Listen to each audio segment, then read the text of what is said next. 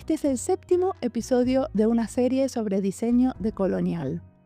Esta serie es posible gracias a la Sociedad de Historia del Diseño, Design History Society, que me dio la beca Decolonizando la Historia del Diseño, Decolonizing Design History Grant. También me asesoraron a quienes entrevistar fuera de Latinoamérica para que esta serie tenga una perspectiva más internacional. Esta serie tiene entrevistadas y proyectos desde India, Argentina, España, Ghana, Estados Unidos, Brasil, Colombia, México, Australia, Ecuador y Paraguay. Es una serie trilingüe con episodios en portugués, español e inglés. Entrevisto a diseñadores, artistas e investigadores. Ana Laura Cantera es artista, investigadora y docente en la UNTREF, la Universidad de 3 de Febrero, en Buenos Aires. En esta entrevista nos cuenta qué es un laboratorio de biopoéticas y sobre algunas de sus obras. Mi nombre es Mariana Salgado, esto es Diseño y Diáspora.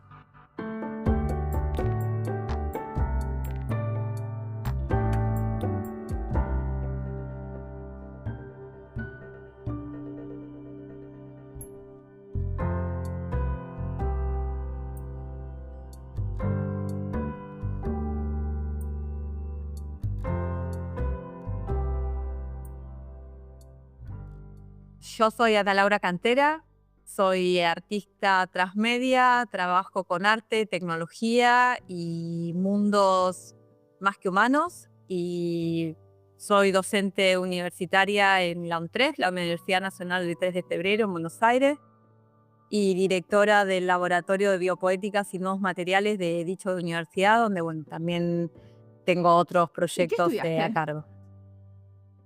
Mi background, yo arranqué con la licenciatura en Artes Visuales, seguí con el profesorado en Artes y después hice un máster en Artes Electrónicas y terminé por ahora con el doctorado en Artes y Tecnoestética. Ok, ¿eso lo hiciste en la UNTREF, el doctorado? Sí, el doctorado rendí la tesis en diciembre, o sea que es lo último, bastante reciente, sí. Y decime, ¿qué hace un laboratorio de biopoética? Me encanta el nombre. Lo que hacemos es trabajar sobre poéticas donde media lo vivo y lo orgánico. Nosotros trabajamos desde la praxis, desde lo que es investigación-creación, pero también teorizando sobre los procesos y el conocimiento que va surgiendo en la experiencia y lo procesual, a partir de realizar poéticas, realizar estéticas desde materialidades que tienen agencia, o sea, que tienen acción, tienen performance, y a partir de eso, se generan diferentes manifestaciones artísticas a partir de y con estas materialidades. Ok, entonces vamos a ir a algún caso, ¿no? Uno de los casos que me encantó es el de inhalaciones territoriales. ¿De qué se trata? Bueno, es un proyecto, yo le tengo mucho aprecio y fue muy divertido hacerlo. Es un dispositivo, una mochila que está compuesta por unas láminas de hongo que yo hago con micelio, que es esta red de hifas, se llaman como filamentos que van generando los hongos para obtener sus alimentos, poder respirar, etcétera. Y yo lo que hago es este material donde en esta mochila funciona de cierta manera como una superficie donde yo voy recorriendo diferentes ciudades y la mochila tiene un sistema electrónico que aspira el aire y todas las micropartículas suspendidas en el aire van quedando depositadas en este micelio de hongo. Entonces funciona como una superficie de depósito, o sea, de impresión de lo que es la calidad de aire. O sea, que después sacás ese micelio, que el micelio como funciona como una esponja. Exacto, que chupa sí. El dióxido de carbono. El dióxido de carbono y también todas las micropartículas que están suspendidas en el aire, que hay desde smog, desde restos de humo, desde hidrocarburos, desde esporas de hongos, micropartículas vegetales, o sea, de todo un poco que nosotros, por supuesto, por el tamaño de esas partículas no percibimos, pero que todo el tiempo estamos respirándolas y están ingresando a nuestro cuerpo. Entonces el micelio lo que hace es como retener esas partículas y de cierta manera visualizarlas para que, el proyecto artístico es performático, pero a su vez tiene esta parte objetual, me permite, de cierta manera, yo digo, democratizar el aire en el sentido de que, bueno, te pone a disposición lo que estamos respirando y que no nos damos cuenta, ¿no? Entonces, visualiza esta problemática del aire que, bueno, a mí me interesa muchísimo. O sea, cuando vos sacás el micelio, que era de un color, se transforma en algo de otro color, o se hincha, ¿qué pasa con eso? ¿Me Bueno, contás? depende del recorrido. Es una obra que a mí que yo la genero cuando me convocan de Medellín. Yo siempre, cuando me convocan para hacer obra en otro lugar, yo investigo mucho como problemáticas de ese sitio, el contexto. Para mí es fundamental pensar desde el territorio y con el territorio. Entonces, Medellín es como un valle donde está muy contaminado el aire porque es como un pozo, ¿no? Entonces, en ese sentido, yo pensé en trabajar con el aire, que también venía de hacer una obra para Mongolia con el tema del aire también, y generé este dispositivo que al final, bueno, no pude viajar, pandemia en el medio, terminé haciéndolo en Buenos Aires, la primera versión, y caminando mucho la ciudad de Buenos Aires, el conurbano, en bicicleta también, siempre con esta mochila. Y en Buenos Aires siempre mantuve como ese disco del micelio de manera constante en la mochila en mis recorridos. Entonces, a medida que yo iba como recolectando estas partículas del aire, iban poniéndose medios negruzcos, ¿no? Entonces yo después, tiene otra parte en la obra que yo hago un dispositivo que se llama cianómetro, que es un dispositivo que usaba Hubble en sus expediciones en el siglo XIX para saber cuán azul podía ser el cielo, y acá es como que de cierta manera lo transformo de manera más contemporánea de cuán contaminado puede estar el aire, ¿no? Entonces hago como una cierta escala, podemos llegar a decir, donde voy colocando diferentes discos, algunos más grises, otros bastante más negruzcos, que esos tienen como más persistencia. Hablo de persistencia porque los colores van cambiando a partir de la acumulación, ¿no? La sumatoria de estas micropartículas. Entonces es como que van teniendo diferentes coloraciones de acuerdo también a la cantidad de partículas. Después tengo otra versión que me llamaron para hacerla en Bangalore, en India, donde yo, como fui poco tiempo, me pidieron que caminara a la ciudad y eran 4 días de caminata. Si bien hacíamos como 10 kilómetros por día, los filtros no llegaron, por supuesto, a ponerse tan oscuros, porque por supuesto que eso es por acumulación, y en 4 días no llegué. Eso que Bangalore tiene un tráfico horrible, ¿no? No, imposible. Yo de hecho les decía, acá en vez de acumular partículas, habría que haber hecho algo a nivel contaminación sonora porque era imposible, ¿no? Y ahí, por ejemplo, el aire no está tan comprometido como puede ser en Nueva Delhi. Entonces tampoco era que tuve tantos cambios en los discos. Los discos de allá son como manchados más que nada, pero no tienen una coloración pareja muy oscura.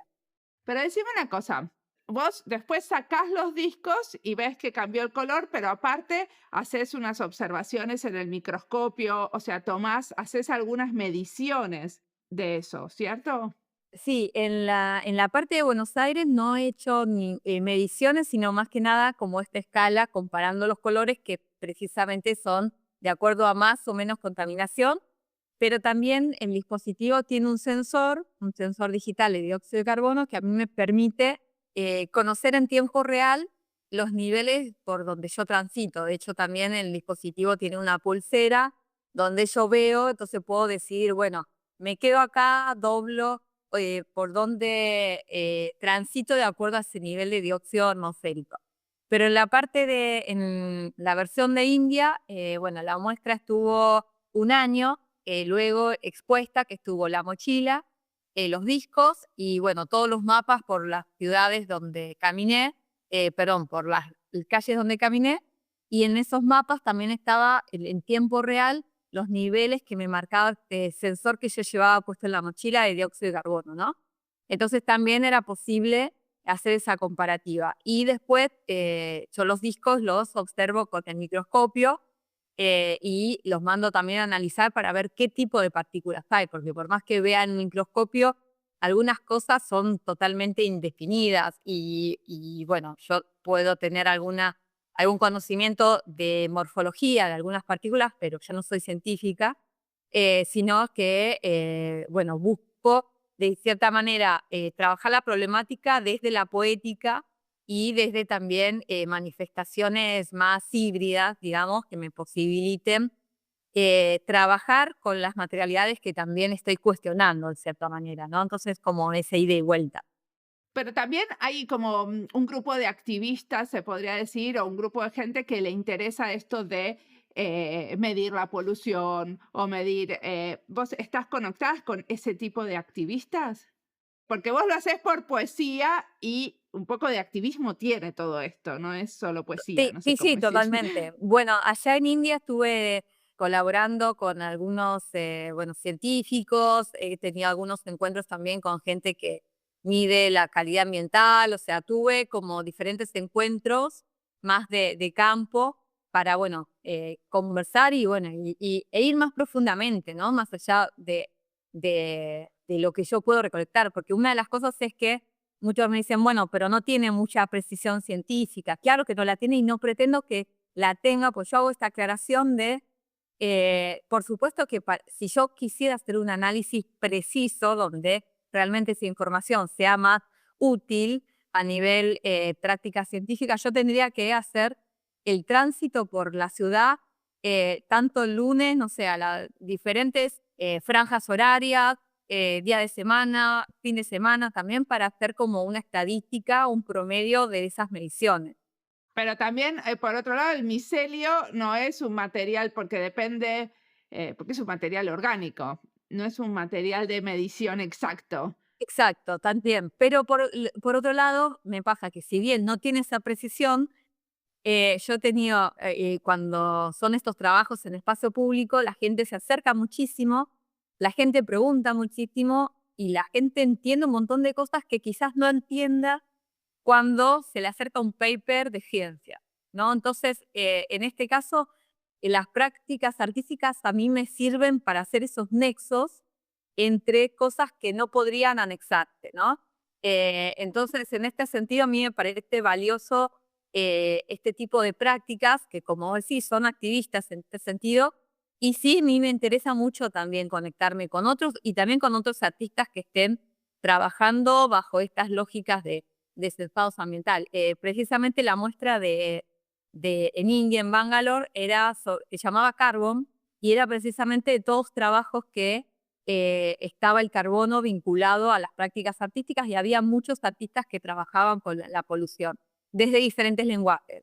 Entonces fue muy rico para mí poder conectarme con ellos y si bien no pude quedarme en la muestra porque yo fui en agosto y la muestra se hizo como medio año después y bueno, y es una distancia también importante, pero sí pude vincularme con los artistas y por supuesto, porque esto tuvo online también la muestra un año, pude ver bien cómo eran las manifestaciones artísticas de otros colegas que también están trabajando en los mismos, bajo los mismos intereses.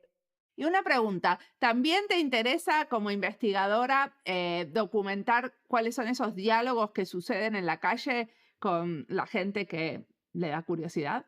Sí, pero bueno, todavía no he profundizado, o sea, yo también trabajo desde, escribo, hago publicación, etcétera. Todavía no los he volcado, pero sí me interesa muchísimo esta parte porque precisamente es cuando la obra llega a la calle, cuando la obra llega al receptor, ¿no? Porque más allá de todo lo que uno puede proyectar, a veces sucede que no tiene el alcance o no tiene la recepción que uno espera, sino que quizás tenga otra que también está buenísima. Por ejemplo, a mí me pasó que cuando fui a India iba muy enfocada en lo que era este smog, estos residuos de los hidrocarburos, y me encontré con una doctora en micología ambiental con la que me junté porque fue a una de las actividades, yo hice unos talleres también y una salida para compartir y me encontré con esta especialista que precisamente hacía mucho énfasis en la cantidad de esporas ambientales que había en determinada región en determinado momento del año, que justo coincidía con el que yo estaba haciendo estos censados. Perdón, ¿qué son las esporas ambientales? Son todos como las esporas de los hongos, o sea, es el mecanismo reproductivo del hongo que se encuentra flotando en la atmósfera, ¿no? En el ambiente, en los parques, en la calle.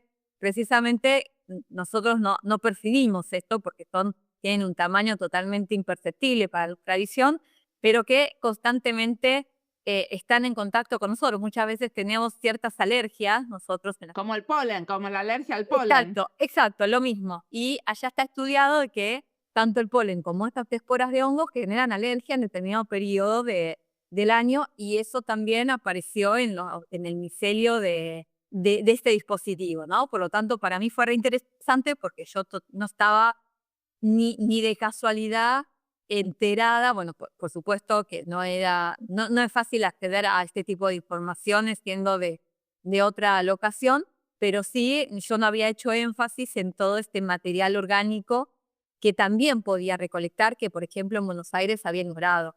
Así que para mí fue muy importante este feedback y este compartir con la gente del lugar lo que está sucediendo ahí. Y después existe un momento en que vos exponés esos resultados del análisis de lo que el micelio se chupó. Sí, o sea, en este caso era todo muy complicado porque no hubo tiempo, porque yo le tenía que dejar los discos a la galería para la exposición, y no hubo tiempo para hacer estos análisis. Pero después, por ejemplo, esos discos me llegaron, que fue hace poquito, y yo los mandé a analizar. Todavía estoy esperando los resultados, pero sí me interesa que eso también esté visualizado como parte del proceso y parte del registro, ¿no? Pero es parte de la poesía también. O sea, ¿eso lo mostrás de una manera poética o eso es algo que pasa aparte? O sea, lo poético es la performance de caminar con la mochila. No, para mí lo poético pasa por el proceso, ¿no? Por varias instancias. Primero por el caminar, pero también por lo que se hace después con esos datos, porque para mí los datos son como el óleo para una pintura también, de cierta manera. Entonces, todavía, o sea, es un proyecto que todo el tiempo va teniendo como diferentes aristas, también de acuerdo a dónde lo voy mostrando, y también lo que va pasando en el medio, porque bueno, yo recibí después muchos comentarios de gente que iba a la muestra y me escribía, también pidiéndome información. Che, mirá, yo vivo acá y vos pasaste en este momento, me gustaría saber, y es como que también se dieron diálogos como súper espontáneos de gente curiosa. Quizás la gente no entra a la página de dónde están los sensores de la ciudad, donde mide, porque ignora la posibilidad y tampoco les interesa. Pero quizás si hay un proyecto artístico que te ven con ese dispositivo raro, porque me pasaba que, por ejemplo, como te decía antes, 10 kilómetros por día caminábamos por toda la ciudad y nos tomábamos quizás 3, 4, 5 veces el subte para hacer como diferentes puntos estratégicos. Y allá cada vez que subís al subte pasás como por un escáner, como cuando tomás un avión acá en Argentina. Entonces era una traba todo el tiempo y todo el tiempo había que explicar qué cosa era lo que yo tenía en la espalda. Y encima que era de otro país, o sea, era muy complicado, y a veces no nos han dejado pasar porque pensaron que era algún explosivo, y eran como todas situaciones, algunas muy bizarras que se Claro, porque daban. tiene cables eso. Tiene cables, tiene una batería, es como que tiene de una pantalla donde te va viendo un índice de no sé qué, ¿no? O sea, es como un dispositivo muy extraño para el cotidiano y más para la gente de seguridad de SUPE de Bangalore. Entonces, era como muy Sospechoso. complicado, sospechoso, claro. Entonces, es como que las poéticas, de cierta manera, atraviesan diferentes como situaciones. Y, por ejemplo, todos estos datos que yo voy recibiendo del laboratorio de estos discos, yo después no es que voy a publicar un paper científico, para nada, a mí eso no me interesa, pero sí me interesa ver cómo eso se puede reflejar como parte del proceso artístico, que es el que, bueno, a mí me atraviesa y me interesa también como investigadora.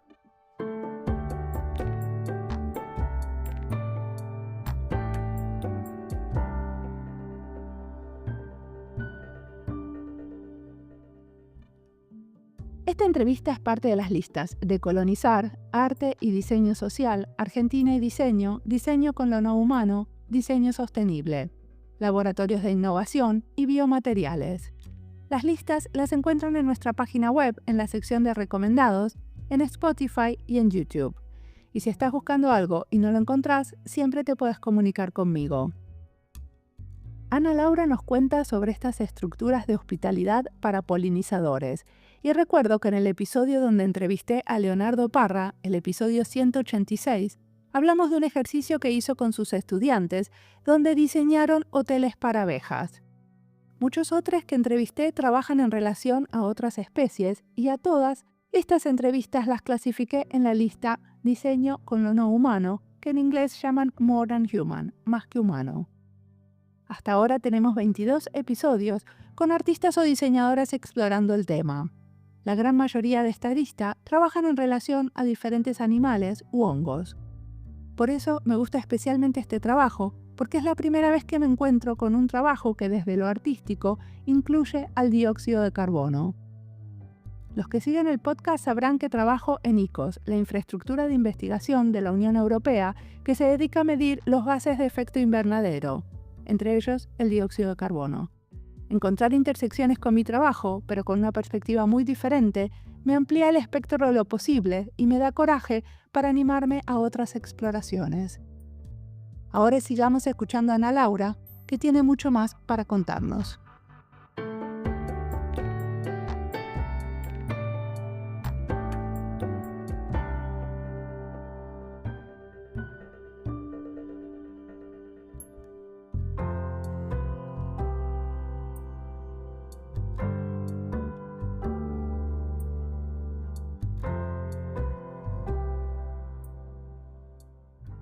¿Querés contarnos sobre otro tema? Por ejemplo, el de las habitabilidades.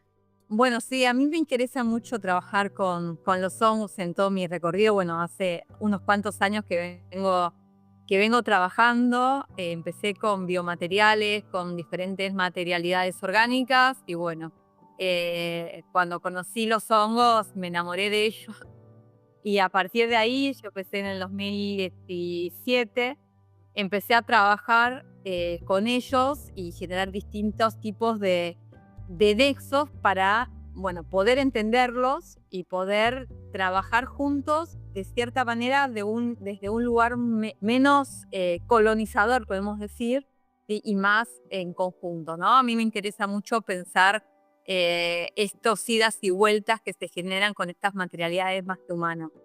Ese proyecto es el que estoy trabajando actualmente, se llama Habitabilidades para Convivencia Serida y precisamente es un proyecto que, bueno, ya está caminando, ya he hecho diferentes dispositivos, pero que ahora tiene como una continuación que ahora te puedo contar un poquito, porque, bueno, se dio como otra arista que para mí fue la más interesante, ¿no?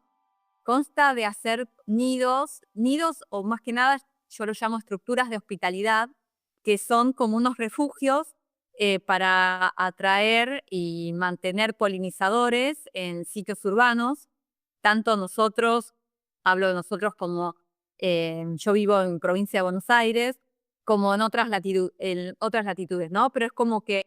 Pero la idea es como un hotel de abejas. Claro, ahí ahora están muy de moda los hoteles de insectos y precisamente estos hoteles surgen a partir de esta desaparición de los polinizadores urbanos, producto de los monocultivos, los pesticidas, herbicidas, etcétera, etcétera, y también porque cada vez hay menos lugares verdes y cada vez menos lugares donde estos insectos o polinizadores pueden no solo habitar, porque no están pensados precisamente para que vivan ahí, sino que les sirvan como refugio o estructuras de descanso, etcétera. Y son unos dispositivos que están tejidos con unas técnicas de cestería ancestral que están hechos con hilo de algodón y después yo los colonizo facilito las condiciones para que el hongo lo colonice.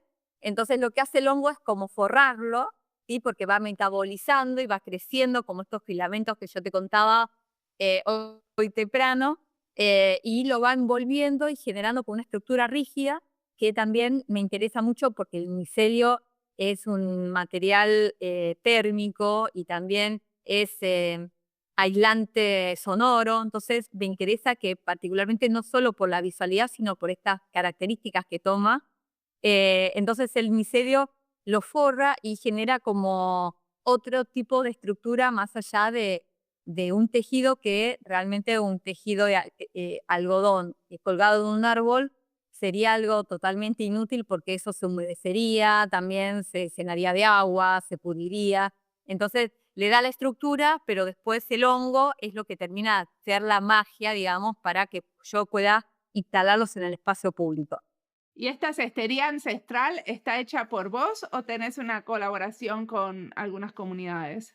No, por lo pronto empecé a hacerlo yo, tomé conocimiento de la técnica y empecé a hacerlo primero de una manera bastante rústica, después un poco no tanto.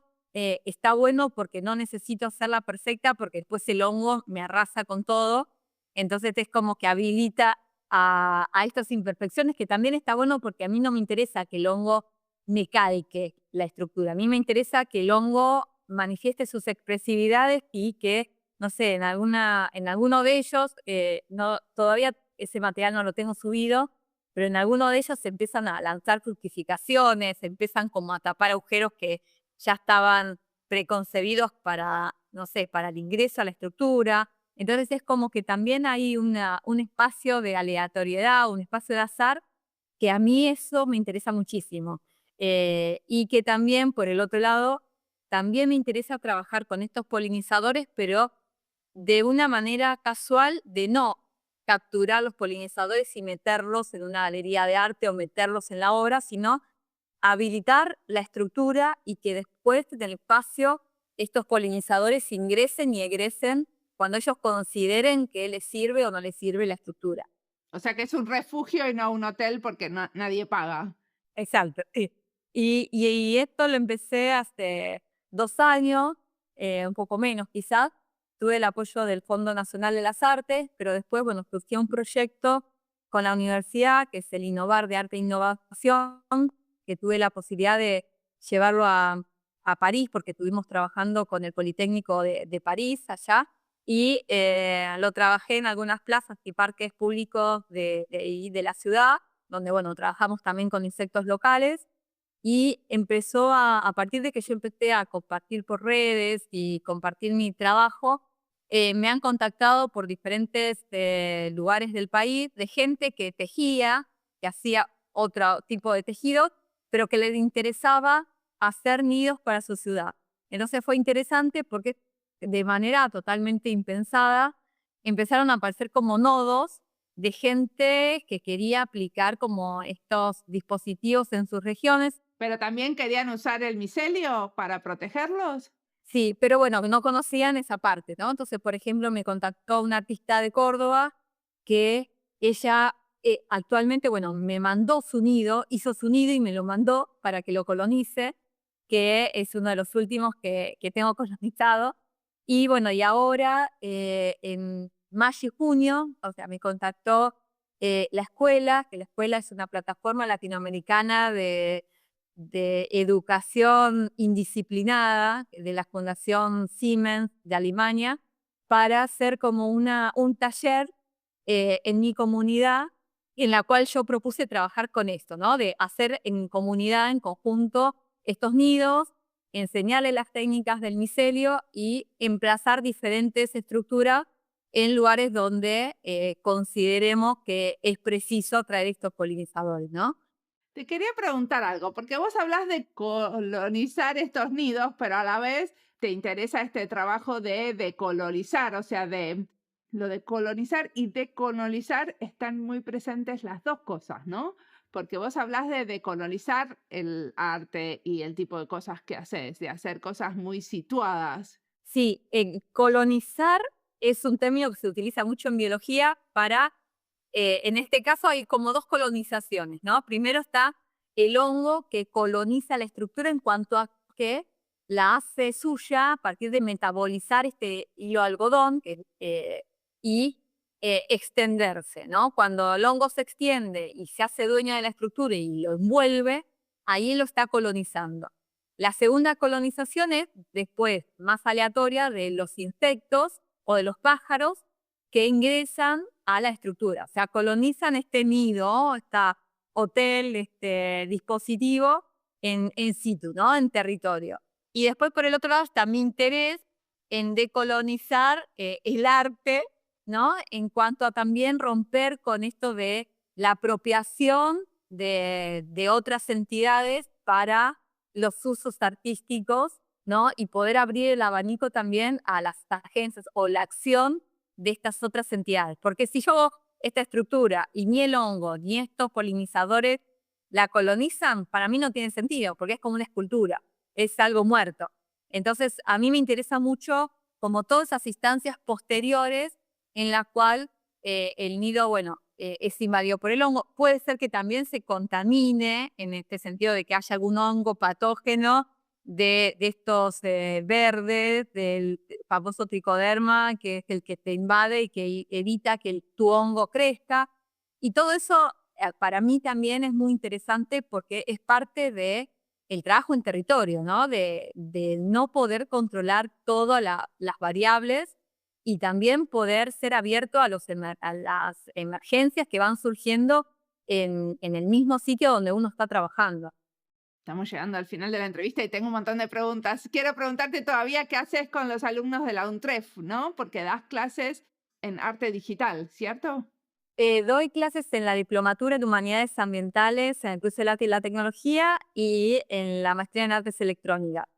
En la de Humanidades Ambientales doy una materia que se llama Biopoéticas de la Materia, precisamente, donde, bueno, trabajamos mucho a nivel teórico toda esta deconstrucción de lo que es el bioarte, que es un término que a mí me genera mucha problemática, ¿no? Y cómo el modo de nombrar importa a la hora también de conseguir las prácticas, y también vemos y buscamos en la construcción de conocimiento colectivo a partir también de indagar sobre las metodologías que se utilizan en las obras artísticas cuando se trabajan con otras entidades, y está muy fuerte, por supuesto, la vinculación con los territorios. Y como es una diplomatura virtual, hay mucha gente, particularmente de Latinoamérica, y es muy interesante para mí porque se generan como diferentes vínculos con territorios específicos y más con los territorios del sur global que están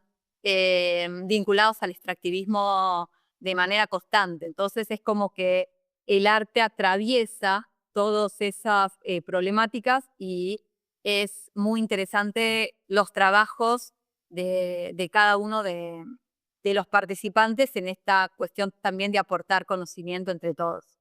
Perfecto. ¿Y en la maestría de artes electrónicas qué haces?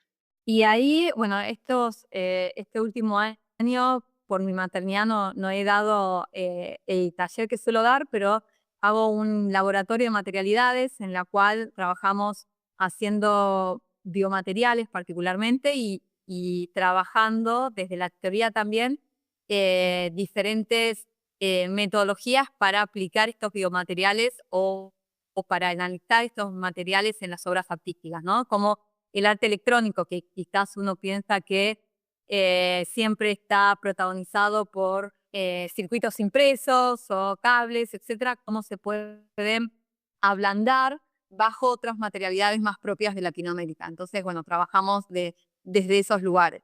Perfecto. ¿Y qué lees, escuchas, mirás que te inspira sobre estos temas?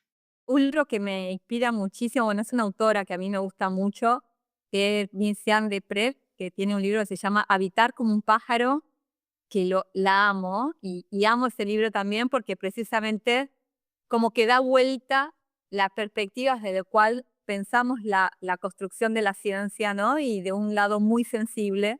Me encanta. Y el último también, el del octopus, ¿cómo se dice? Y Autobiografía de un pulpo. Ese es buenísimo también. Sí, y me interesan mucho los relatos especulativos en mi trabajo y por supuesto que uno no podría trabajar en la ficción especulativa sin leer a ella, ¿no? Pero ella me inspira muchísimo, también Anna Singh, que bueno, ahora se puso muy de moda, que por un lado está bueno porque tenemos como más llegada a su bibliografía. ¿Qué escribió ella? por ejemplo, los hongos del fin del mundo. Ese es muy poético y muy bello también para pensar en la vinculación de los hongos con el territorio y la vinculación de los hongos del territorio en nuestra cultura. O sea, ella hace como todo un recorrido de la vinculación emocional que tenemos o tienen más que nada los migrantes con un hongo particular, el matsutake, y cómo eso le posibilita de cierta manera la subsistencia en este capitalismo voraz, ¿no? Entonces, está interesante porque no es un libro de biología, sino que es un libro donde particularmente los hongos son los protagonistas en este mundo complejo donde constantemente buscan nuestra supervivencia, ¿no? Es un libro muy hermoso. Y decime, ¿y en el futuro qué te gustaría hacer? ¿En qué estás pensando? ¿Qué te gustaría meterte que todavía no lo has hecho? En el laboratorio, precisamente el laboratorio también surgió mucho pensando en el futuro, ¿no? De las posibilidades, porque el laboratorio fue una manera de seguir con estos materiales, pero de una manera colectiva. Somos un equipo de trabajo muy híbrido y muy laborioso también, en el cual estamos trabajando bueno, hicimos una impresora de pasta que nos posibilita imprimir en 3D diferentes materialidades. Estamos trabajando con una pasta de micelio, por lo que el futuro de trabajo también consta de tanto trabajar estas estructuras que yo estoy haciendo tejidas actualmente como otro tipo de dispositivos a partir de estas mismas materialidades que también atraviesan la economía circular, la resignificación de residuos. Entonces buscamos, y interés particular, pero hablo en plural porque me parece que todos estos proyectos son de construcción colectiva y no puedo desprenderme de esa construcción colectiva, son poder trabajar o poder dar otro alcance a estos materiales. Porque lo que pasa con los biomateriales es que es muy difícil pasar de la instancia de muestra a un producto, porque bueno, nosotros también estamos vinculados con la industria, no solamente nos manejamos en la parte de manifestaciones artísticas, sino que el laboratorio lo pudimos crear a partir también de un subsidio muy grande que ganamos en el Ministerio de Innovación, y constantemente estamos como generando diferentes proyectos con biomateriales para la industria, y eso de cierta manera nos dan también fondos para poder implementar diferentes proyectos más artísticos que actualmente es muy complicado tener fondos para eso. Entonces es como que el laboratorio en ese sentido es muy híbrido y muy flexible, y mi plan es poder seguir sosteniéndolo bajo esta metodología doble, ¿no? Del arte, el diseño, la industria y también la vuelta a la comunidad, porque bueno, la Universidad Nacional del 3 de Febrero tiene mucho ese objetivo, ¿no? Poder vincularse con la comunidad y no solamente ser una unidad de educación formal. Entonces, bueno, poder expandir esa red y poder seguir trabajando en estos proyectos que estamos trabajando actualmente, que por ejemplo, también estamos trabajando con la carrera de Ingeniería Ambiental, y este año el objetivo es trabajar, ellos están realizando un proyecto de ecoviviendas, y el objetivo es que nosotros también podamos trabajar micelio aplicado a este proyecto que ellos ya tienen funcionando. Entonces, como que y el objetivo es seguir construyendo juntos y poder avanzar en estas metodologías y también ir más allá de la cuestión artística para que también sea funcional en muchos aspectos. Muchísimas gracias por la entrevista.